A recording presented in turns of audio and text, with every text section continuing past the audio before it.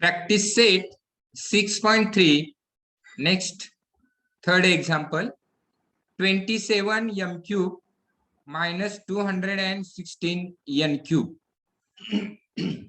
आता इथे जर ऑब्झर्वेशन केलं 27 क्यूब आहे 3 चा, मात्र 216 हा परफेक्ट क्यूब नाही आहे. त्याच्यामुळे थोडस ऑब्झर्वेशन केलं तर आपल्या लक्षात येते की इथे 27 कॉमन मिळतात. आपल्याला कॉमन आपण घेऊ शकतो, म्हणून आपण इथे 27 कॉमन घ्यायचे आहेत. 27 जर कॉमन घेतले तर ब्रॅकेट मध्ये काय राहतात पहा. 27 कॉमन घेतले तर इथे m क्यूब राहतात मायनस 216 मधून 27 कॉमन घेतले म्हणजे 27 ने जर आपण 216 ला डिवाइड केले तर 8 येतात, म्हणजेच 8 n क्यूब मिळतात. आता आपल्या लक्षात येणं गरजेचं आहे, हे 27 बाहेर कॉमन आहे ते तसेच ठेवायचे आहेत. आता इथे m क्यूब आहे म्हणजे हा m चा क्यूब आहे हे लक्षात घ्या.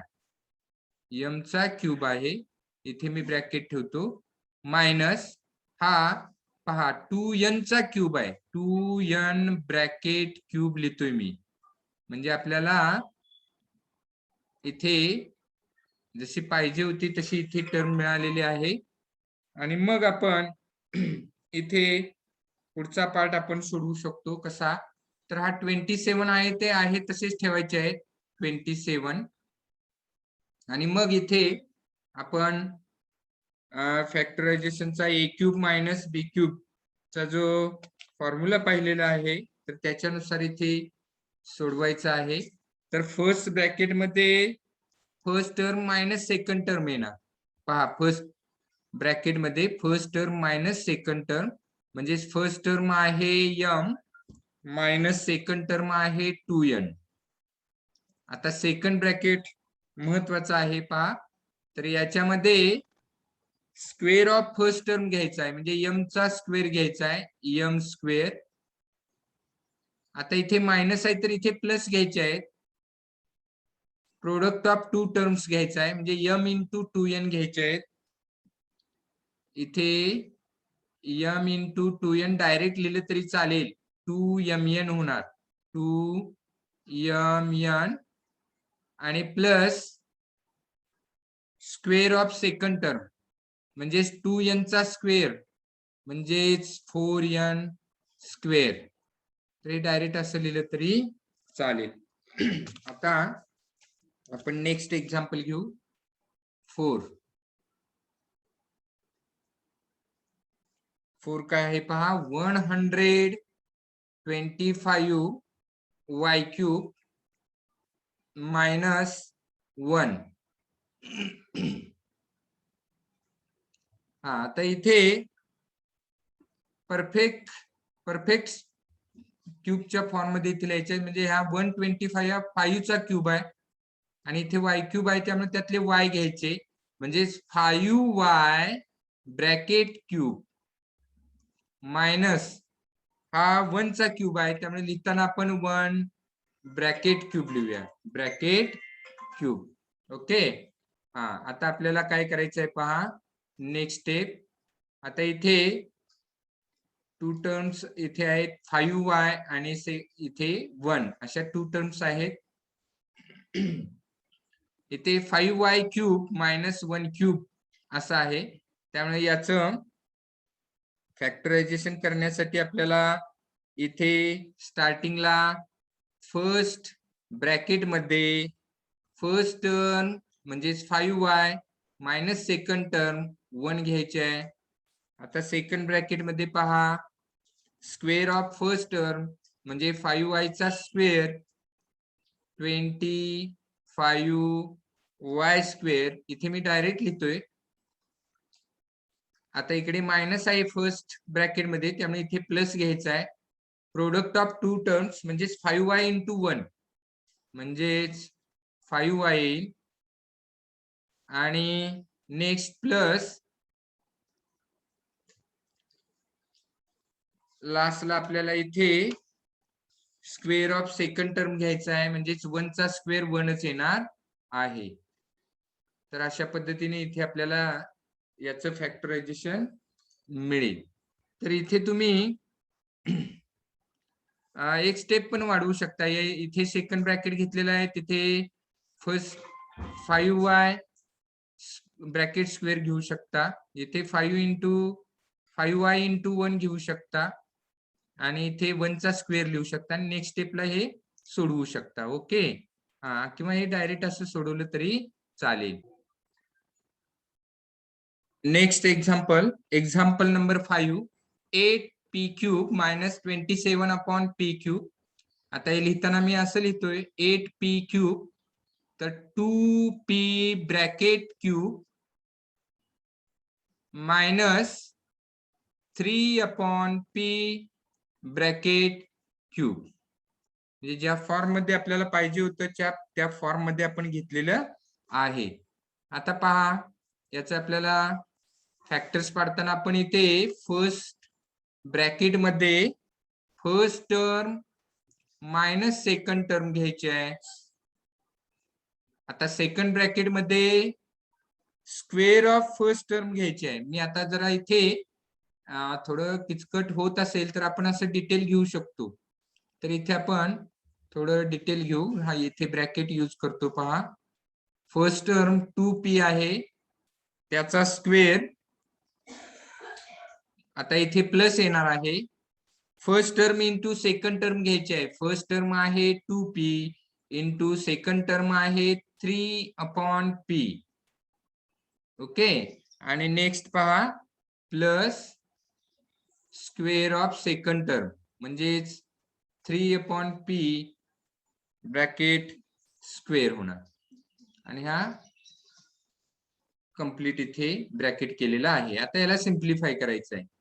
तर इथे फर्स्ट ब्रॅकेट आहे तसा येईल, सिम्प्लिफाय होत नाही तिथे, सिम्पलेस्ट फॉर्म मध्येच आहे तो.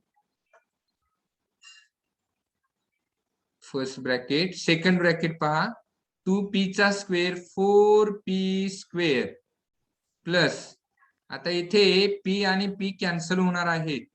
इथे पहा मी दाखवतो, हे p आणि इथले p हे कॅन्सल होतील न्यूमरेटर आणि डिनॉमिनेटरच्या ठिकाणी असल्यामुळं, आणि त्याच्यामुळे इथे 2 3 जा 6 येतील, ओनली 6 इथे राहणार.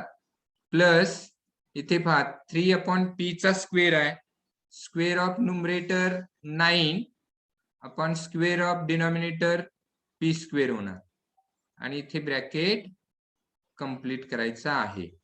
तर इथे आपल्याला हे फॅक्टर्स मिळालेले आहेत. तर नेक्स्ट एक्झाम्पल पहा, example number 6, 343 a cube minus 512 b cube. आता आपण हे लिहिताना पहा, आपल्याला इथे माहिती पाहिजे 343 हा 7 चा क्यूब आहे, त्यामुळे ही फर्स्ट टर्म लिहिताना आपण 7a ब्रॅकेट क्यूब अशी लिहायची आहे. आता मायनस 512 हा 8 चा क्यूब आहे, त्यामुळे हे लिहिताना आपण सेकंड टर्म लिहिताना 8b ब्रॅकेट क्यूब अशी लिहायची आहे. आणि आपल्याला हे रिक्वायर्ड फॉर्म मध्ये मिळालेलं आहे. आता आपण हे याचे फॅक्टर पाडायचे आहेत.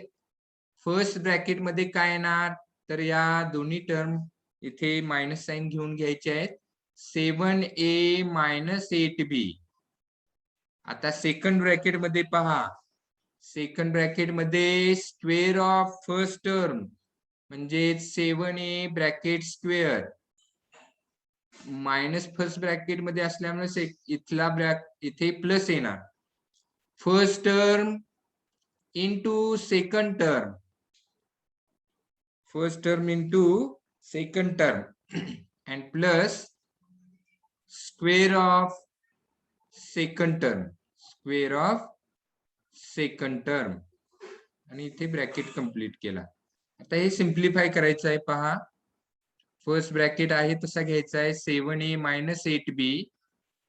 सेकंड ब्रॅकेट पहा 7 चा स्क्वेअर 49a स्क्वेअर प्लस इथे पहा 7 8 जा 56 a इंटू बी म्हणजे ए बी येणार प्लस 8 चा स्क्वेअर 64 इंटू बी square bracket complete.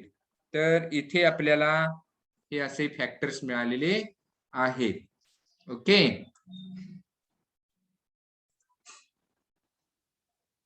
Next example पहा 7 64x cube minus 729y cube.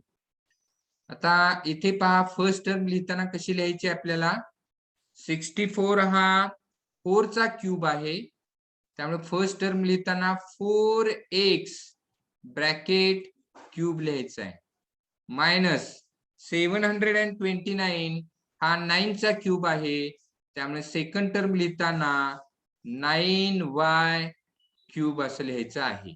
Okay. आता आपल्याला याचं पुढचा पार्ट पहा इक्वल साइनच्या खाली इक्वल लिहिलेला आहे रिक्वायर्ड फॉर्म मध्ये आलेलं आहे आपल्याला हे.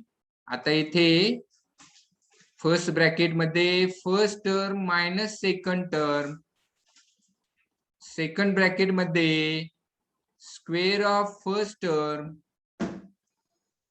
Plus first term into second term and plus square of second term square of second term. आता याला सिम्प्लिफाय करू.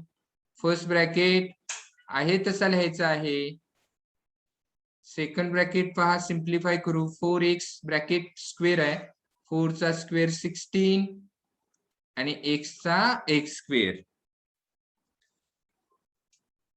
इथे पहा 16x स्क्वेअर प्लस 4 9 जा 36 इंटू एक्स इंटू वाय म्हणजे 36xy प्लस 9 चा स्क्वेअर 81 आणि y चा स्क्वेअर y स्क्वेअर.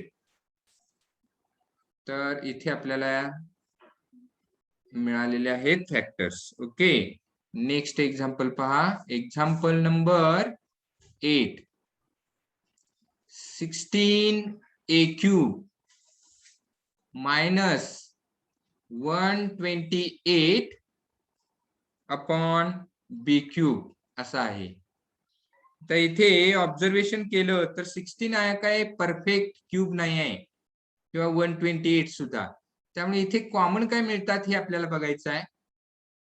तर आपल्याला माहिती आहे 16 8 जा 128 आणि त्याच्यामुळे इथे 16 दोन्ही मधून आपण कॉमन घेऊ शकतो. त्यामुळे इथे 16 आपण कॉमन घ्यायचं आहे. फर्स्ट टर्म मधून 16 कॉमन घेतलं तर इथे राहिले a क्यूब मायनस आता इथे 128 मधून 16 बाहेर कॉमन घेतलेले आहेत त्यामुळे मिळणार इथे 8 आणि अपॉन बी क्यूब आहेत तसे राहणार ब्रॅकेट कंप्लीट. आता पुन्हा इथे तुमच्या लक्षात येणं गरजेचं आहे लिहिताना मी असं लिहितो की हा a चा क्यूब आहे मायनस हा 2 अपॉन बी ब्रॅकेट क्यूब आहे. इथे मी ब्रॅकेट यूज करतो. आता ज्या फॉर्म मध्ये पाहिजे त्या फॉर्म मध्ये आलेला आहे. आता याचं फॅक्टर्स पाडताना इथे फर्स्ट ब्रॅकेट मध्ये first term minus second term आणि आता सेकंड ब्रॅकेट मध्ये पहा square of first term plus first term into second term plus square of second term square of second term. आता याला आपण सिम्प्लिफाय करू. फर्स्ट ब्रॅकेट आहे तसा घ्यायचा आहे a minus 2 upon b bracket complete. Second bracket मध्ये पहा a स्क्वेअर प्लस आता इथे a इंटू 2 आहेत त्यामुळे 2a येणार अपॉन बी तसेच राहते आणि प्लस 2 चा स्क्वेअर 4 अपॉन बी चा स्क्वेअर बी स्क्वेअर येणार आणि इथे ब्रॅकेट कंप्लीट. ओके, तर हे इथे आपल्याला फॅक्टर्स मिळालेले आहेत.